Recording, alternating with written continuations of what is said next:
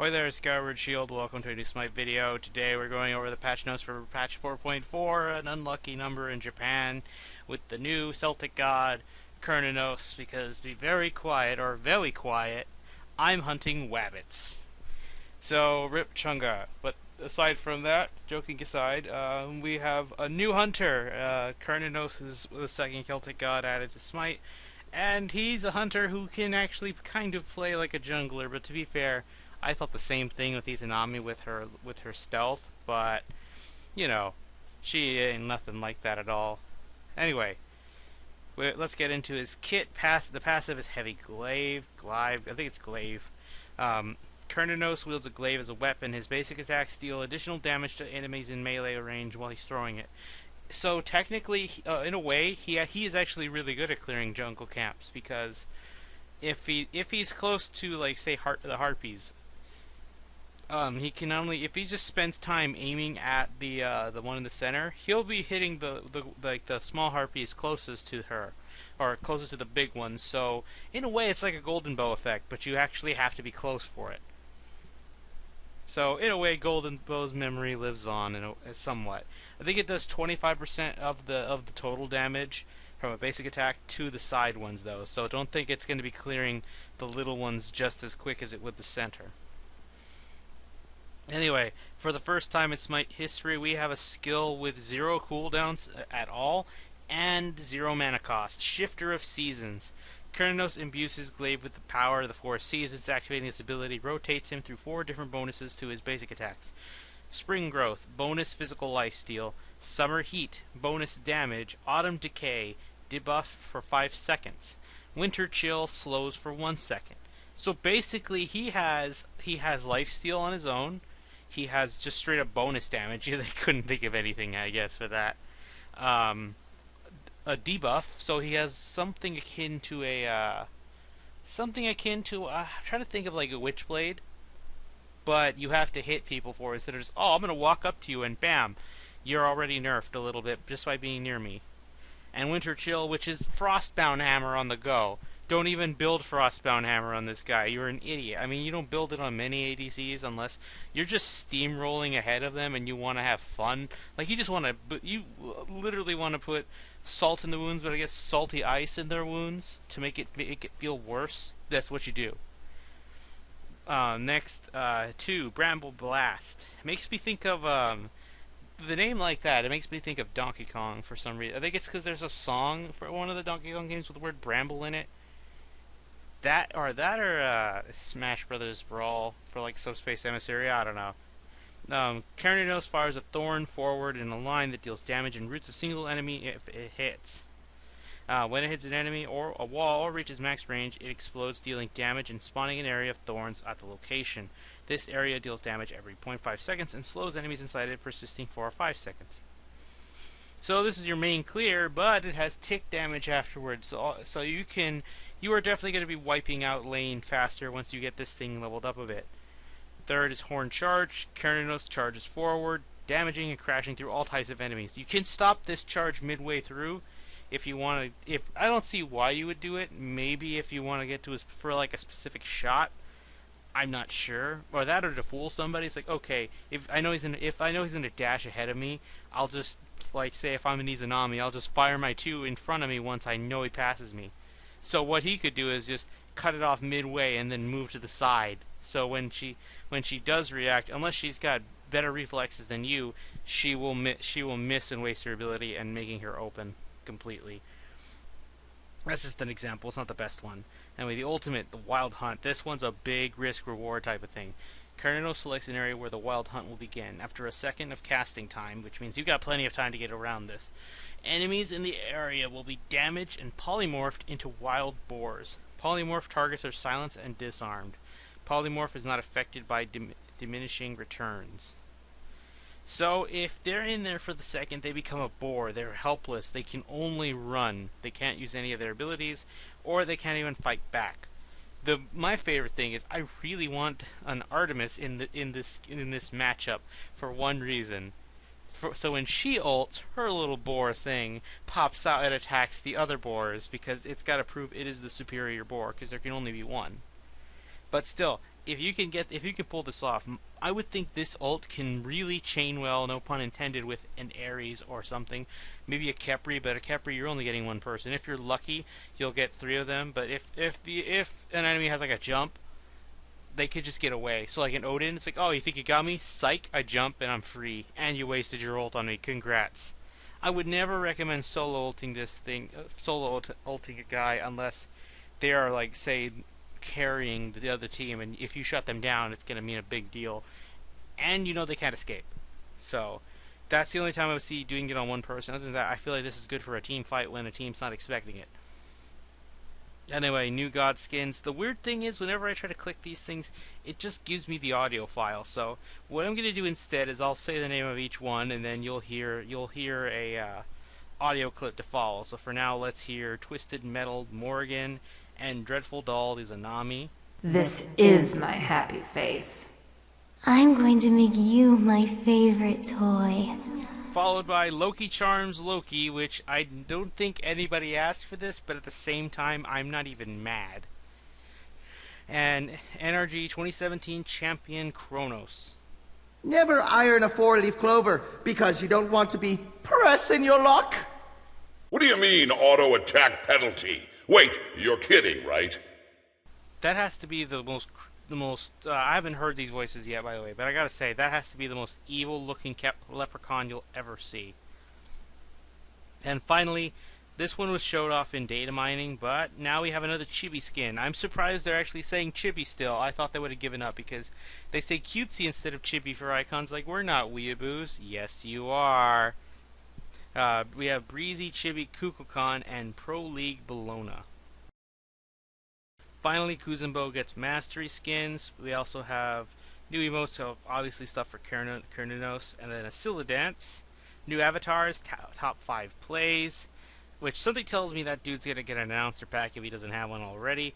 And then Thanatos, I will burn my bread, and that is not a Smite joke. If you've known me for a while, you might know what I'm referencing there, and if you do, and you put in the comments what I'm referencing, what game I'm referencing, I will love you. Actually, I may not. I will just praise you for 5 seconds, pat you on the back, say nice job, you impressed me, but that's about it. Anyway, new global emote, Smite 2017 birthday global emote. I swear they better do that thing they did last year where it was double everything. You could get 100 gems on that one weekend just for signing in for that week. They better do that shit. I swear they won't do it. I feel like they're making it harder and harder to get gems. Anyway, new recalls, Shower Gold Recall FX, so the St. Patrick's bundle, and the Pot of Gold Ward, as well as the Loki skin. I don't know if I'd get it, though. I'm pretty sure it's limited. Anyway, miscellaneous, fixed an issue where Undo was returning the incorrect amount of gold. Yep, that was a big problem. Fixed instances where bots would get stuck on towers of terrain. Yep, oh yeah, that happened with the rabbit a lot. Like, when I was trying to get an item with Chunga and the rabbit, it would get stuck there, so I'd have to actually back to base in order to get the item, because let's say if the rabbit is trying to return the item it got for you, and you back to base, it'll instantly warp to base with you, and it'll just give you the item there, instead of having to run all the way back. But so that's what I would have to do, so that's a good fix. I like that. And now let's go to item changes. Notice how these lifesteal items are getting some love, because I swear, Bancroft's Talent, I don't even like it, and I still don't. I don't even think it's good. It's too much of a high risk, high reward, as they say. But they increased the lifesteal 15 to 20%, and passive lifesteal from 15 to 20% as well. Which, I don't get that at all, but whatever. I mean, only ones I can see building lifesteal consistently are obviously, you get your Outwash, maybe Alquang with Polynomicon, Freya maybe? Fatalis getting a bit of a nerf, not Hasten, it just I haven't got a Hasten yet. But Fatalis' attack speed has been decreased from 20% to 15%. Flickering Ritual now costs a lot. It was basically a blink if you had 750 gold. Now it costs 1,000.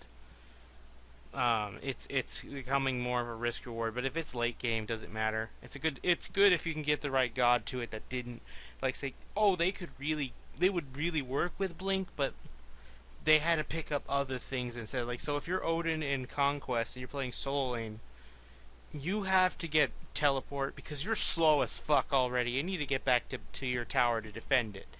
And then maybe a meditation or something. You can maybe get a curse, like a slowing curse.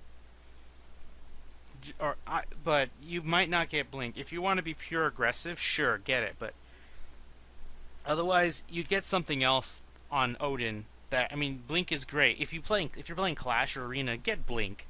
Hell yeah, or Joust. But if you're playing Conquest, you definitely want to get other things, like say maybe even a Sanctuary or Aegis, that's the same thing. You get a Sanctuary or Beads because you might have to because you have no CC, you have no way to cleanse yourself with CC, so you might need that. Let's get a Magi's Blessing, but yeah. Ace and Fatalis now costs me 2,300 gold, 150 gold increase. Not the worst thing. Still would like. I kind of wanted it to be 2,250.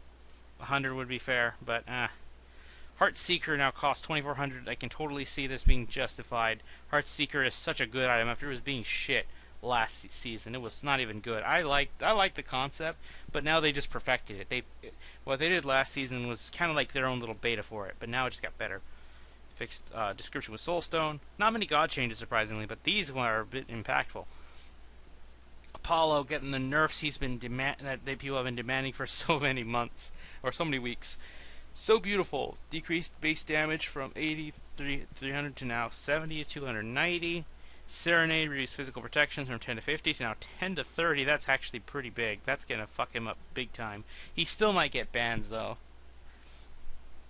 Anyway, Kuzenbo. Nene Kappa is getting getting increased attack damage from 2565, 3575. However, in return, Shell Spikes is getting increased cooldown reduction on Nene Kappa per hit, 0.2 to 0.6 to now 0.5 to 0.13. Fixed issue with this ability could not be used while in knockup. Nausea, updated the description, and now here were all these anti-heals. They had to fix all of them, so now not just Odin, but Osiris and Serket definitely deny any healing no matter what you do.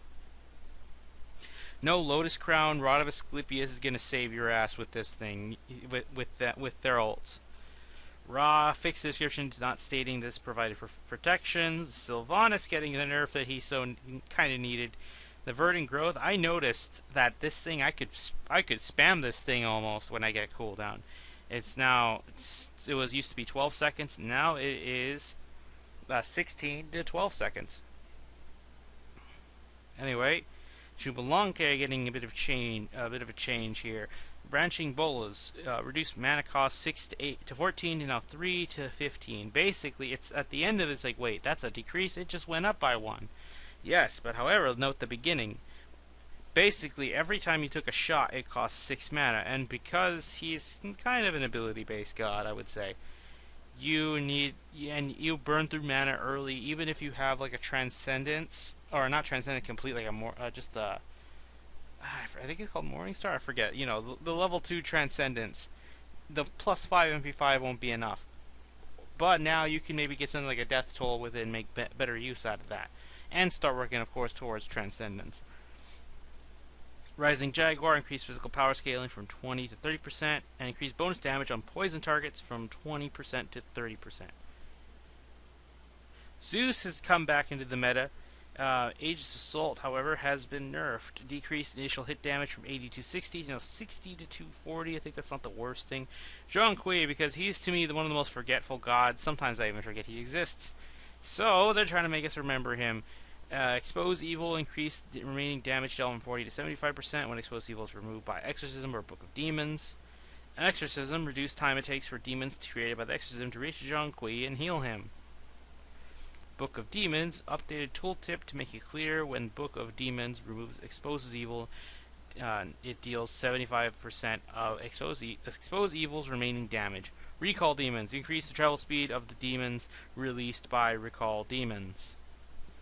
So now he's getting a bit of a buff, so he might be making appearances. Either way, he's like the one mage, like along with Hades, that I could totally see work pretty well in solo lane. Just farm, farm, farm. But anyway, that'll do it for this video. My throat's starting to give out, and I have a midterm to study for. So yeah, feel free to share your thoughts on the matter. And by the way, I've been 2 for 2 on the chest rolls, because I called that the Nox would be on in an exclusive chest, and then the Zeus would be on one, and I was right.